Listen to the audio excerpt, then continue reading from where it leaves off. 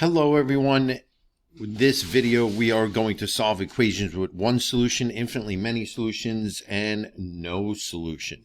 So the first thing that we do always when we see parentheses is to distribute. So we have 6x minus 20 equals 6x minus 20. So you could see you have the same expression on each side, so it's definitely infinitely many solutions. If you wanted to go further though, I'll put it in red. If you want to go further, you minus 6x on both sides. You always get the x's together, and you will cancel both sides out like this, and it'll equal negative 20 equals negative 20. Remember, you have expressions on both sides that are equal. It is infinitely many solutions. All right, and that is your answer. Here we go. Number 2. Again, we have a distributive property here, but this you're distributing a negative. And remember, when you're distributing a negative, it changes all the signs of everything inside the parentheses. So this is negative 7 times x, negative 7x. And negative 7 times positive 10 is negative 70. Equals negative 7x plus 75. So I could tell just from this is that you have the same x values, the same coefficients, number before x, and different other numbers, the constants. So same x values, different other numbers, that is definitely going to be no solution. If you wanted to go further, it is always wise to get the x's together.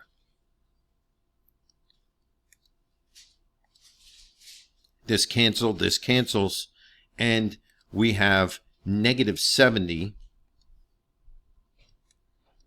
does not equal 75. And that is no solution. And you can see there you have the same coefficients and the different constants. That is no solution. All right, number 3, moving right along, you have 5 times x, 5 times negative 4. You have 5 times x minus 20. And you have 10, we're going to do distributive property, 10x minus 60. So right there, I can say, definitely, without a doubt, I have different x values. If I have different x values, guess what? That means I have one solution. This will have one solution because the different x values. You're going to subtract the 5x on both sides, and you will solve for a value of x. We don't know what that value is yet, but it's definitely one solution. So we're going to take that and we're going to get the smaller x over to the larger x.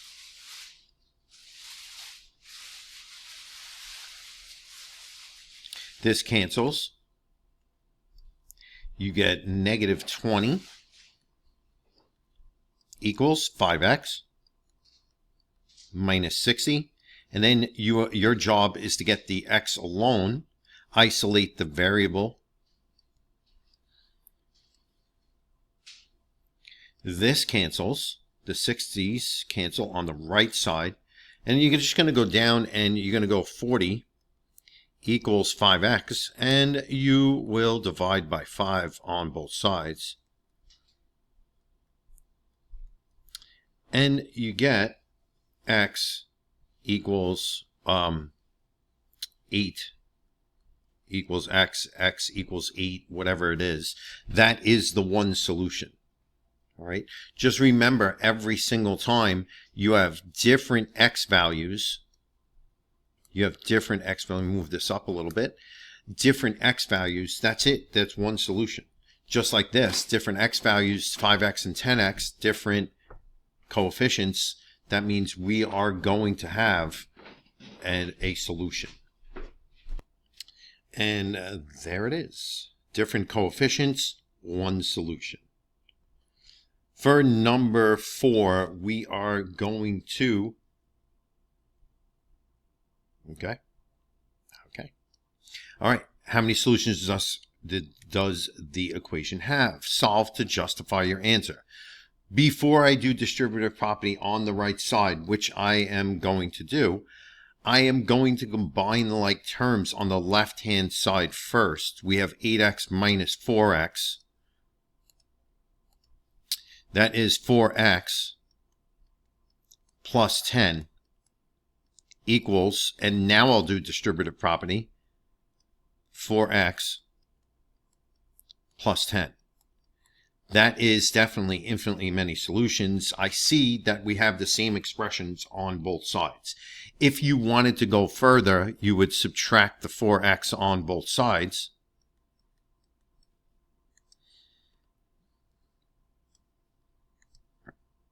This cancels, and you will have 10 equals 10. Infinitely many solutions. And there we have it. Anytime that you have the same expression on both sides, you know you have infinitely many solutions. It has to be. All right, so now I'm going to do the same thing I did for number 4. I'm going to combine like terms on the left side. So we have 6x minus 4x is 2x. And then we have a plus 10. We're going to bring down the plus 10 equals, and then I'll do distributive property, 2x minus 40. So right now I could see that I have the same x values, same coefficients, and different constants, different other numbers. So that means I'm going to have no solution. And let's see, if I wanted to go further to prove it, I would get the x's together. Once you get the x's together, you could see that they cancel on both sides because there's the same x. 2x minus 2x, 2x minus 2x is 0. Not 0x, but 0. 10 does not equal negative 40, and that is no solution. And that ends the assignment. It was a very short assignment, only 5 questions. Just wanted to go through with you the 3 types of solutions that we've been seeing. Remember, one solution, different x values, different coefficients, will definitely have one solution.